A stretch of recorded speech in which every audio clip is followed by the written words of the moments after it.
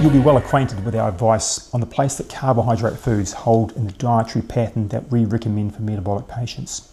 You recall that one of the most important rules, if not the most important rule, is that you must control and restrict carbohydrate foods. Certainly they should be less than 20% of what you're eating, and probably even less than 15% or so. You've heard me say that carbs should, most of the time, just be a garnish for your meals. Now, carbs, of course, are the main nutrient that stimulate your pancreas to make insulin. For many, if not all of my patients, a lifetime of eating these foods dominantly in their diet has led to their insulin resistance, their obesity, and all the problems that go alongside that. However, not all carbs are created equal, with some causing very high and long insulin spikes and others not so much. In other words, some carbohydrates are more harmful than others. Here, I'm going to briefly discuss and highlight the differences to help you understand that when you do add some carbs to your meal, you choose the ones that are less harmful to your metabolic health. And in simple terms, that means the higher the insulin response, the more harmful that food is for you. A lot of you have heard of or tried a keto diet. Ketogenic diets severely restrict carbohydrates, even more than with our recommended dietary pattern. Ketogenic dietary patterns can be very helpful for a number of conditions, including metabolic disease and obesity, but we find it's a pattern not easy to stick with long term. Our view is that a dietary pattern with slightly more carbs is probably more sustainable for most of our patients with similar benefits. So let's start with the baddies. What are the carbs that give you the highest insulin response? Anything with added sugar is the first on the list. This includes a myriad of ultra-processed foods, which we've talked about separately, but also if you add sugar to natural foods. You must make absolutely sure you are not drinking any form of sugar, including soft drinks, fruit juice, sports drinks, energy drinks, and tea and coffee with sugar in it. Added sugar in all forms, but particularly in liquid form, will raise your blood insulin very high very, very quickly. Next, we have what we term refined carbohydrates. Now, refined carbs are typically grain-based carbs, although they can include some vegetable carbs. The thing that defines them is that they've been industrially processed away from their natural form. Refined carbs have lost their structure, their matrix, and their fiber, and many of their nutrients. Now, this might make them easier to eat quickly, but it also means a quicker and higher and a longer insulin response, the exact thing that causes harm long term. Refined carbs include almost all the supermarket bread, most pasta, most rice, cereals, cakes, biscuits, and many, many other forms of processed foods. If you have obesity with metabolic disease, bread is not a staple food. You cannot eat it every day. You should probably eat it less than twice a week in minimal amounts. For example, eggs on Vogel bread once a week. These refined starchy carbs more or less immediately turn to sugar once you've swallowed them, with a terrible insulin response.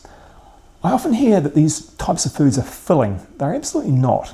The rise in insulin followed by a fall in your glucose level will make you hungry within 2 hours. So carbohydrates make you hungry. It's fat and protein that make you full. All forms of carbohydrate give some degree of insulin response, but there are some forms where the rise in insulin is slow and relatively short. These are far preferable to include in your meals. Typically, they're carbohydrates in natural forms that still have their husk and their matrix and their fiber. So the carbohydrate is what we term complex, bound up in fibrous matrix, so it's broken down and digested slowly. Therefore, the insulin rise is slow and limited. If you're going to use carbs as garnish, one good way is to pre-cook some more complex carbs, like rice and ancient grains like quinoa and buckwheat to sprinkle over your meals. They often add really interesting nutty tastes, and they won't leave you kind of feeling bloated and tired. Let's look at some vegetables. They have carbs in them, but depending on the veggie, the carb may be present as indigestible fiber. So many vegetables can be considered very low carb and can be eaten freely. Most vegetables grown above ground are pretty much free to eat as you like, including leafy veggies, brassicas such as broccoli, cucumber, tomato, zucchini, pepper, beans, etc. You have to be much more restrictive of below ground veggies, particularly potato and kumara, but also beetroot, carrot and parsnip. Treat these tuber veggies as garnish rather than the main part of your meal. So, grown above ground, no problem. Grown below ground, eat minimally. Fruit's a category that we have to be very careful with. Fruit and veggies often get lumped together, but this should very much not be the case if you're suffering from metabolic disease. Fruit's kind of nature's candy. The dominant sugar in fruit is fructose. Now, fructose is an interesting sugar. Milligram for milligram, it's a lot sweeter than glucose is. And while it doesn't really affect your insulin levels, it is bad for metabolic disease because by other mechanisms it causes insulin resistance, particularly in the liver. Generally, you should limit fruit intake to about once a day if you've got metabolic disease. Prefer low-carb fruits including berries, peach, and some melons such as watermelon and rock melon. You need to be much more limiting on apples, pears, grapes, and bananas. That latter group is some pretty frequent fruit in the Kiwi diet, but they can't be a major part of your dietary pattern. So enjoy fruit, but not too often, and try and choose those that give you a lower carb load. Never juice your fruit, and in general, don't blitz fruit into smoothies.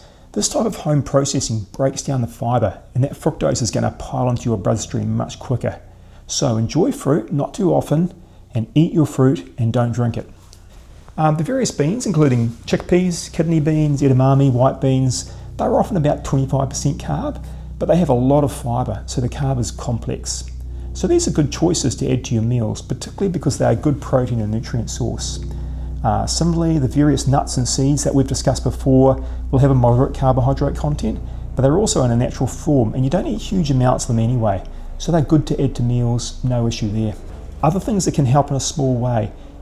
When you do eat carbs, try and always eat them as part of a meal with protein and fat. Carbs have a much worse effect when you snack on them alone. And consider eating carbs later in your meal, after the protein and fat, because even the order in which you eat your food can minimize the insulin response that you get from the carbohydrate. So, to summarize, slowly work on your dietary pattern to make carbohydrates an afterthought, a garnish, if you will. Learn about carbs that are more complex, sprinkle them sparingly over your protein and fat and above ground veggies. And as always, remember the 95% rule. You aren't going to be perfect 100% of the time, no one is.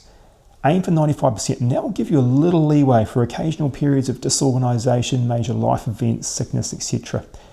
And if you're not sure about any of this, ask us when we see you in person.